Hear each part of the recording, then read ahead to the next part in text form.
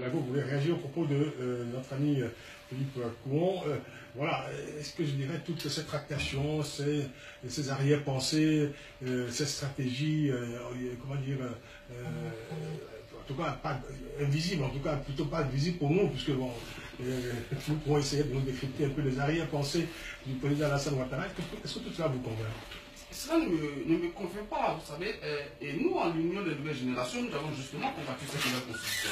Parce que pour nous, en supprimant l'interdiction pour le chef de l'État d'être chef d'un parti politique, c'était un recul démocratique. Vous voyez, aujourd'hui, M. Ouattara parle, il y a une vraie confusion.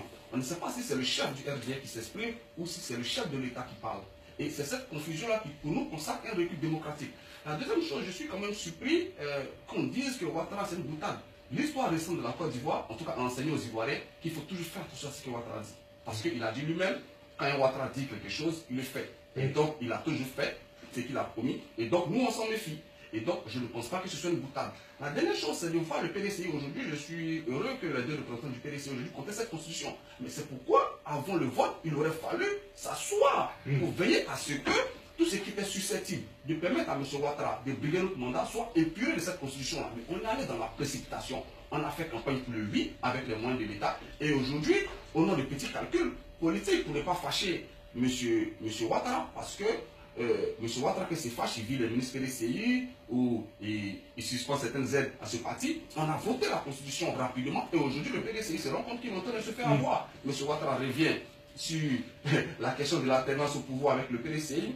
Il revient sur le fait de pouvoir se représenter et nous pensons que c'est dommage parce que... Alors, ceci au-delà de la Constitution elle-même, parce que bon, c'est vrai que si on agite la Constitution, on peut tout faire dire à une Constitution.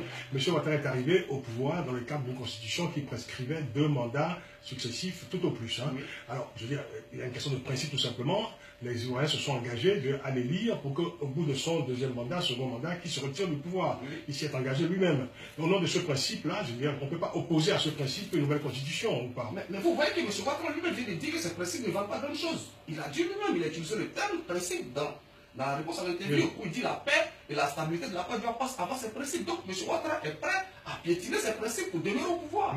Voilà, donc nous on ne peut pas aujourd'hui venir évoquer les principes parce que M. Ouattara ne respecte pas les principes. L'ancienne constitution, celle de la Deuxième République, il a passé tout son temps à la violer en complicité avec ses partenaires politiques. La nouvelle constitution qu'il a instaurée, il se prépare à la violer.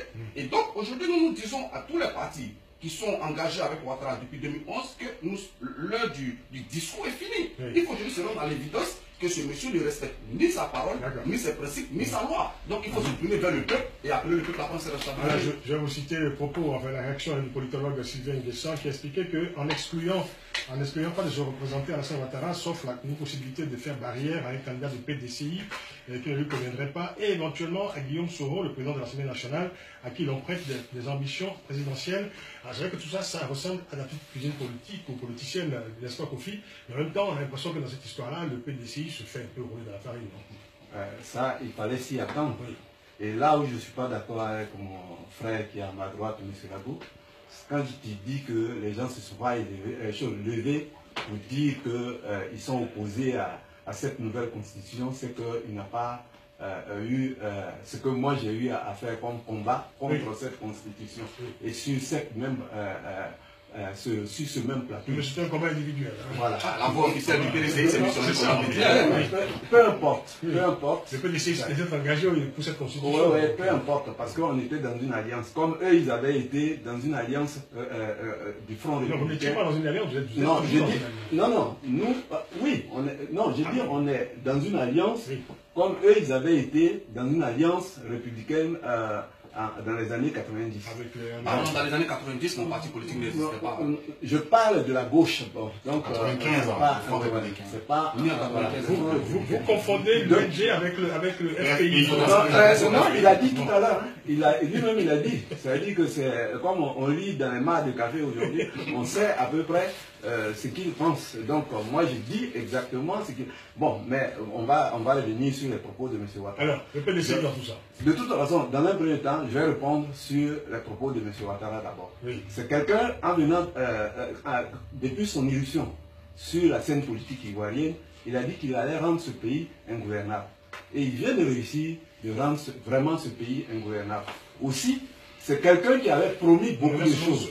Je suis désolé, Nestor Kofi, c'est un peu slogan, parce qu'il a quand même gouverné le pays depuis bientôt, voilà, ça fait 7 ans. Oui, mais parce que les autres, non, c'est parce que les autres n'ont pas fait ce que lui, il a fait. Le pays n'était pas ingouvernable depuis 7 ans, puisqu'il a gouverné lui-même. Mais c'est parce que nous qui sommes contre ces pratiques, on n'a pas pris les armes contre lui. C'est pour ça qu'il a pu dérouler son programme. Et c'est ce qu'on veut. Dans un débat démocratique... Le recours aux armes, c'est quand même un recours extrême. Mais c'est ce qu'ils ont fait. Ils sont arrivés au pouvoir par les armes. Vous voulez refaire l'histoire? Oui, non. Mais cette histoire-là, elle est pendante là. D'accord. Elle est pendante et il faut qu'on en parle. Aujourd'hui, là, M. Ouattara, il nous a promis l'émergence à l'horizon 2020 quand à Boaké, les gens n'arrivent même pas à avoir de l'eau potable pour boire. Oui. Hein? À l'instant où nous sommes en train de parler, je viens de recevoir une dépêche qui dit qu'à Bouna, l'hôpital de Bouna, les gens sont obligés de transférer les patients au Burkina Faso. Oui. Quelle régression pour la Côte d'Ivoire. Oui. Quand on parle de l'émergence en 2020, quelle régression. Je regrette. M. Ouattara est quelqu'un qui ne doit plus, après ses 2 mandats, il ne doit plus chercher à briguer quoi que ce soit. Oui. Ce n'est pas lui qui va ramener la paix. Pendant 40 ans, oui, le PDCI avait géré, il n'y avait jamais eu de problème. C'est leur éruption avec les armes qui a entraîné tout ce que nous sommes en train de connaître aujourd'hui. Oui. Donc il n'est pas indispensable d'être chose. C'est lui qui est à la base des problèmes de la Côte d'Ivoire. Et par rapport à ça, moi je demande même à mon parti de se clarifier, que les dirigeants... Mais pourquoi vous ne quittez pas le parti, vous? Moi je ne quitte pas le parti. Je ne quitte pas, je demande... Mais il n'y a personne qui est plus propriétaire dans ce parti-là que moi. Oui. Tout militant PDCI est propriétaire de ce parti. Celui qui se sent gêné, qu'il aille faire son parti unifié et qu'il laisse les conservateurs comme nous sommes. D'accord. Je vais laisser chercher. Alors, Nestor Kofi, en 30 secondes. Moi, j'appelle les Ivoiriens à dégager M. Ouattara. Parce que M. Ouattara a dit une chose. Il a dit que Laurent Gbagbo n'a pas fait la réconciliation. Donc, il doit partir. Il en a été la même pour Robert Mugabe. C'est lui qui s'est donné les grandes leçons. Alors qu'il ne se l'applique pas à lui-même. C'est ça qui est mauvais. Aujourd'hui, là, si quelqu'un est en train de mettre le feu au poudre, c'est à cause de M. Ouattara. Parce qu'il vient, il dit aux gens, oui, moi je vais être candidat. Mais il a fait quoi pour le pays quand M. Philippe Pouon dit que... Vous n'avez pas fait le bilan, là. Oui, quand il avait fait le bilan de M. Ouattara. Façon de le faire comme mais avant l'arrivée de M. Ouattara, la Côte d'Ivoire existait. C'est pour ça qu'il se battait pour être là. Et il est venu, il a fait du n'importe quoi. C'est le désordre qui est généralisé dans ce pays-là. Merci, monsieur. Voilà pourquoi moi j'appelle les Ivoiriens à se lever contre Ouattara. Peu importe les partis. Et il faudrait que mon parti se clarifie dans cette histoire de parti. Vous le direz, aucun souci. Vous le direz.